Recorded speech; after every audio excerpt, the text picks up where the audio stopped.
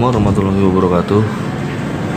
Kembali lagi pada channel pembahasan materi geografi, di mana pembahasannya kali ini adalah ilmu penunjang geografi. Kita perlu ketahui ilmu penunjang geografi adalah cabang dari beberapa mata pelajaran geografi, yang diartikan geografi ini dalam bahasa Latinnya atau bisa didefinisikan adalah Mother of Science. Mengapa demikian? Yaitu karena geografi membahas berbagai cabang. Berikut pembahasannya. Pembahasan ilmu cabang geografi yang pertama adalah geologi. Geologi ini adalah ilmu pengetahuan kebumian yang mempelajari segala sesuatu mengenai planet bumi beserta istrinya yang pernah ada, berkaitan tentang batuan, komposisi bumi, struktur, serta sifat-sifat fisik, sejarah, dan proses pembentukannya bumi tersebut. Yang kedua adalah ilmu geomorfologi.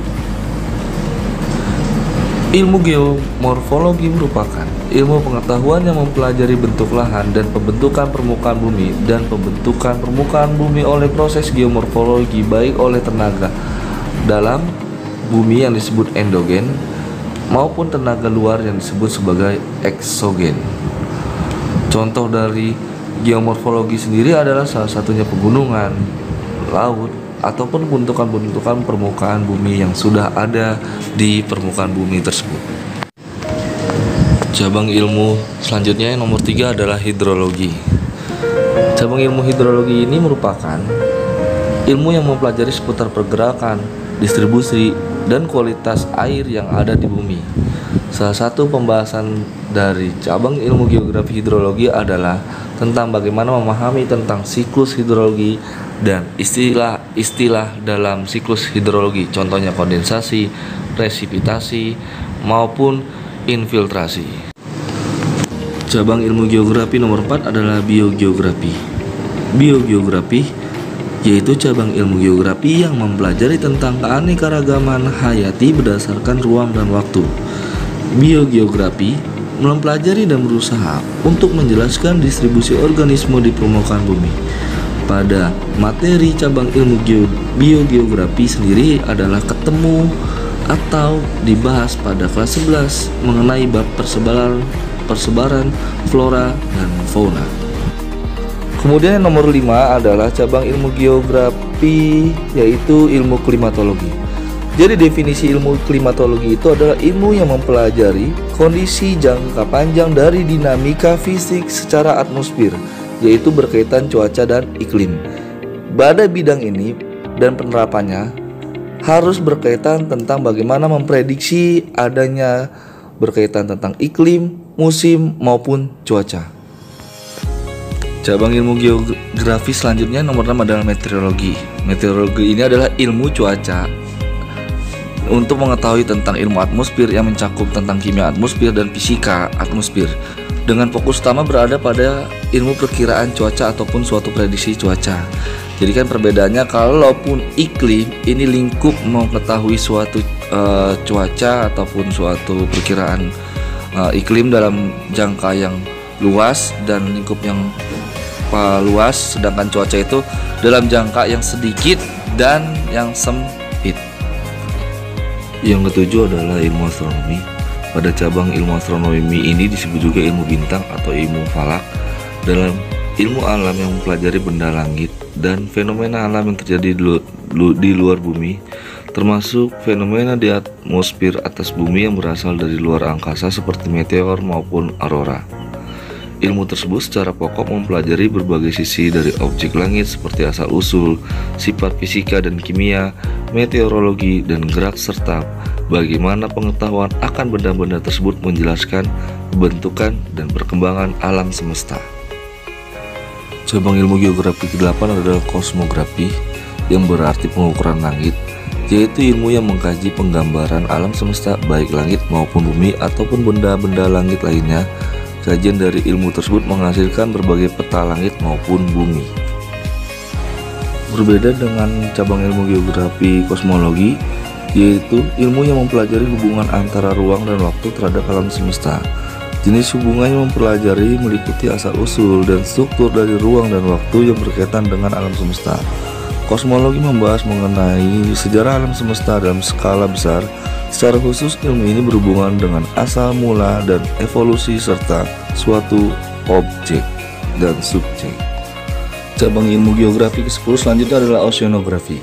Oceanografi sendiri yaitu ilmu yang mempelajari fenomena fisik dan dinamis air laut yang dapat diaplikasikan ke bidang-bidang lainnya seperti rekayasa lingkungan, perikanan, bencana laut, dan mitigasi atau pengelolaan dan pencegahan berkaitan tentang bencana-bencana yang terjadi di laut maupun di samudera. Cabang ilmu geografi yang ke-11 selanjutnya adalah ilmu botani. Kenapa disebut berkaitan dengan cabang ilmu geografi? Karena ilmu botani ini adalah bagaimana membahas tentang tumbuh-tumbuhan dan kehidupan tumbuh-tumbuhan. Pada cabang geografi tersebut, ilmu botani digunakan untuk materi biogeografi, yaitu berkaitan tentang persebaran flora dan fauna. Lebih identikan dengan faunanya, karena ilmu botani itu tadi penjelasannya yaitu mengenai tentang tumbuh-tumbuhan. Selanjutnya yang ke-12 adalah ilmu zoologi. Ilmu zoologi ini adalah ilmu yang mempelajari tentang seluk-beluk serta perilaku binatang. Nah, pada zoologi ini mengapa masuk cabang ilmu geografi? Dikarenakan tadi masih berkaitan tentang biogeografi, namun pada ilmu zoologi ini berkaitan dengan persebaran fauna dan tentang bagaimana fauna tersebut dapat mengalami namanya metamorfosis maupun mengalami perubahan-perubahan dalam ilmu geografi. Cabang ilmu geografi yang ke-14 adalah demografi. Demografi ini adalah materi pada kelas 11 berkaitan tentang bagaimana kependudukan. Artinya demografi ini adalah cabang ilmu geografi karena cabang ilmu tersebut mempelajari kependudukan atau manusia, terutama tentang kelahiran, kematian, dan perpindahan penduduk yang terjadi, bahkan pembahasan tentang piramida-piramida penduduk yang ada di dunia ini. Cabang ilmu geografi yang ke-14 selanjutnya adalah sosiologi, yaitu ilmu yang membahas perilaku sosial antar individu, antar kelompok, maupun antar individu dan kelompok. Ilmu sosiologi ini mengapa demikian disebut cabang geografi? Karena masih menjadi kesatuan berkaitan tentang bagaimana membahas tentang sosialnya ataupun berkaitan tentang interaksi manusia, antara manusia dan manusia, ataupun antar manusia dan alam sendiri. Cabang ilmu geografi yang ke-15 adalah antropologi. Antropologi ini adalah ilmu yang mempelajari segala macam seluk-beluk unsur-unsur kebudayaan yang dihasilkan dalam kehidupan manusia. Artinya ini masih berkaitan tentang geografi sosial, yang dimana manusia berinteraksi dengan manusia, manusia berinteraksi dengan alam untuk kehidupannya. Cabang ilmu geografi yang ke-16 yaitu paleontologi. Paleontologi sendiri adalah ilmu yang mempelajari tentang fosil. Fosil adalah sisa-sisa makhluk hidup yang sudah membatu dan tersimpan dalam lapisan bumi selama ribuan tahun, bahkan jutaan tahun. Artinya ini berkaitan dengan studi fosil untuk menentukan evolusi suatu organisme dan interaksinya dengan organisme lain dan lingkungannya. Sedangkan yang ke-17 cabang ilmu geografi selanjutnya adalah paleografi. Paleografi ini adalah ilmu yang meneliti bagaimana perkembangan bentuk tulisan atau tulisan kuno, salah satunya bahasa Sanskerta, bahasa aksara, atau berkaitan dengan tulisan-tulisan yang pernah ada saat dulu zaman purba maupun ketika zaman dinosaurus. Cabang ilmu geografi yang ke-18 yaitu geofisika. Pengertian geofisika ini yaitu ilmu bumi yang mempelajari tentang bagaimana bumi berkaitan dengan kaidah atau prinsip-prinsip fisika. Artinya geofisika ini bagaimana sih mengukur luasnya bumi, mengukur berbagai istilahnya tentang kebumian. Lalu yang ke-19 yaitu geodesi. Geodesi sendiri pengertiannya yaitu ilmu yang mempelajari tentang pengukuran dan presentasian dari bumi serta benda-benda langit lainnya, termasuk medan gaya beratnya masing-masing dalam ruang 3 dimensi. Jadi geodesi ini perpaduan antara fisika, ilmu astronomi, dan ilmu geografi. Sedangkan cabang ilmu geografi yang ke-20 adalah geomatik atau geomatematika, yaitu ilmu pengukuran, menganalisis, dan mengelola deskripsi dan lokasi dari data kebumian yang sering disebut sebagai data spasial. Ilmu penunjang geografi ke-21 selanjutnya adalah kartografi. Ilmu kartografi adalah ilmu berkaitan tentang pemetaan serta bagaimana kita mengupayakan dalam membuat suatu peta, maka perlulah suatu komponen-komponen peta agar dalam membentuk suatu peta itu lebih lengkap dan lebih detail. Yang ke-22 adalah penginderaan jauh atau indraja atau sebut juga ada PJ. Nah, ilmu penunjang geografi penginderaan jauh ini adalah berkaitan tentang suatu objek ataupun suatu objek yang ada di permukaan dengan penglihatan jarak jauh ataupun di luar angkasa. Lalu kemudian ada SIG, yaitu sistem yang mengelola data ataupun berkaitan spasial. Ini berkaitan tentang pemetaan juga. Sebagai salah satunya adalah tentang Google Map SIG ini. Nah, yang ke-24 adalah geografi tanah atau pedologi, yaitu ilmu yang mempelajari tentang unsur-unsur tanah, jenis tanah. Lalu kemudian selanjutnya ke-25 adalah geografi pertanian. Geografi pertanian ini bagaimana yang disatukan antara pertanian dan geografi disatukan. Yang ke-26 adalah geografi ekonomi. Geografi ekonomi adalah geografi yang memadukan tentang dua pelajaran, yaitu pelajaran ekonomi dan pelajaran ekonomi. Nah, itu menekankan bahasanya pada aspek keruangan yang berkaitannya aktivitas ekonomi manusia di permukaan bumi. Kemudian selanjutnya cabang ilmu geografi adalah geografi politik. Geografi politik ini merupakan berkaitan tentang struktur ruang dan struktur politik, pola keuangan sistem, serta proses dan struktur politik. Artinya geografi politik ini geografinya berkaitan tentang kewilayahan, sedangkan politik pada status di suatu wilayah tersebut dominan politik pada partai politik maupun pendukung suatu pemerintah itu ke wilayah mana. Contohnya adalah di Nangroca Darussalam ada partai ataupun suatu politik yang khusus dari Aceh. Selanjutnya ada interpretasi foto udara atau IFU. Pada cabang IFU ini, kegiatan menganalisa berkaitan citra foto udara dengan yang dimaksud untuk mengidentifikasi dan menilai suatu objek pada citra tersebut. Contohnya, misalkan pada kotak, pada citra satelit tersebut pada warna kotak, warna coklat, bentuknya kotak. Nah, artinya itu menandakan adalah suatu sarana pendidikan atau suatu sekolah yang berbentuk segi empat. Dan warna coklat ini dilambangkan, warna coklat itu adalah genteng pada sekolah tersebut. Selanjutnya, ilmu cabang geografi yang berkaitan tentang lingkungan yaitu ekologi, di mana ilmu tersebut yang mempelajari interaksi antara organisme dengan lingkungannya dan berkaitan dengan suatu ekologi ataupun suatu kelingkungannya.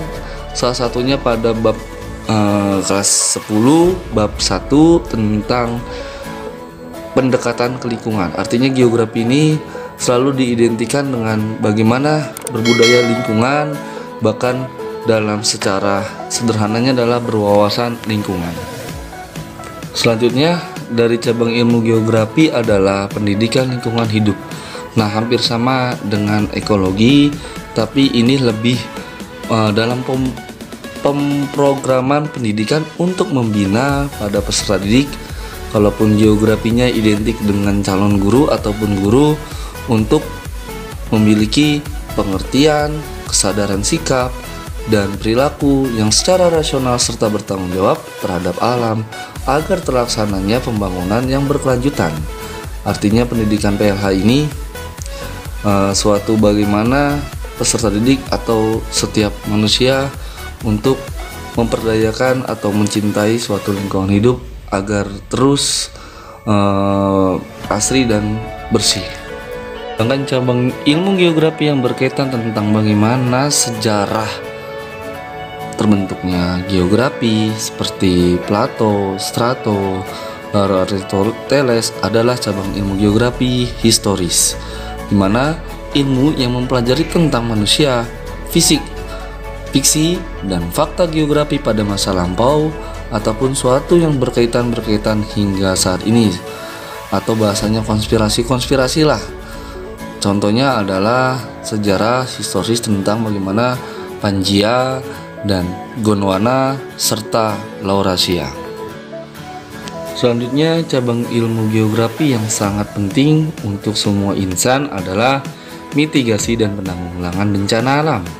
Nah, ini dibahas pada materi kelas 11, di mana di bab 7 berkaitan tentang materi mitigasi dan penanggulangan bencana alam.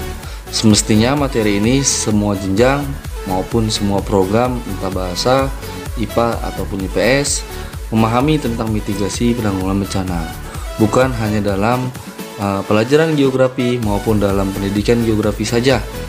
Tapi di sini semua insan harus memahami. Contohnya, kalau misalkan di daerah yang rawan banjir harus mitigasinya seperti apa. Lalu kemudian pasca dari bencana tersebut, bencana banjir, penanggulangannya bagaimana.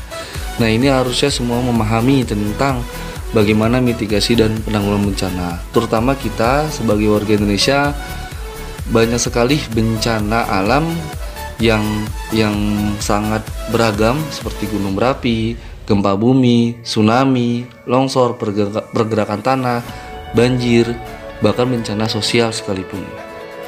Selanjutnya adalah cabang ilmu geografi berkaitan tentang bagaimana mempelajari suatu daerah ataupun wilayah berdasarkan segi fisiknya. Nah, yaitu adalah ilmu fisiografis, di mana suatu ilmu ini mempelajari nih bagaimana wilayah atau suatu negara dalam segi fisiknya, seperti dari garis lintangnya, garis bujur, lalu posisi daerah tersebut, lalu dalam fisiknya seperti batuan yang ada pada negara maupun wilayah ataupun daerah tersebut, serta relief dan morfologi pada daerah tersebut. Selanjutnya, cabang ilmu geografi berkaitan tentang bagaimana interaksi dua wilayah, yaitu geografi desa dan kota. Pada materi kelas 12 ini akan dipelajari pada bab 2 semester 1. Nah, geografi desa kota ini bagaimana si desa mampu berinteraksi untuk menanggulangi agar tidak terjadinya urbanisasi atau penduduknya agar menetap maupun standby di desa tersebut. Sedangkan masalah dalam perkotaan dibahas di sini, yaitu salah satunya berkaitan tentang kriminalitas, pekerjaan, lalu kemudian meledaknya suatu penduduk pada kota tersebut. Nah, ini dibahas pada cabang ilmu geografi desa dan kota.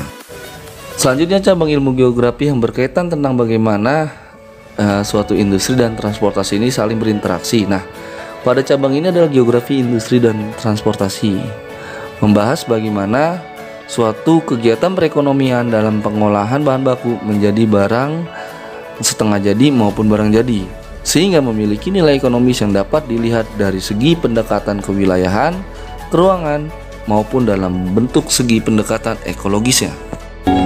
Sedangkan cabang geografi yang berkaitan tentang bagaimana suatu wilayah mengelola potensi wilayahnya berkaitan dengan wisata adalah geografi pariwisata, di mana bidang ini mampu menerapkan dan berusaha mengkaji unsur-unsur geografi dalam suatu daerah untuk kepentingan kepariwisataan. Tujuannya untuk mengembangkan pariwisata tersebut salah satunya untuk membangun suatu wilayah dalam meningkatkan segi ekonominya. Nah, salah satunya Indonesia sangat terkenal sekali pariwisatanya seperti Labuan Bajo, Bunaken, lalu di Bali. Bahkan pariwisata alam di Indonesia itu sangat banyak sekali. Salah satunya dampak dari beradanya lempengan dan persebaran gunung Merapi, maka salah satunya dampaknya adalah meningkatnya kunjungan pariwisata dari wisata asing.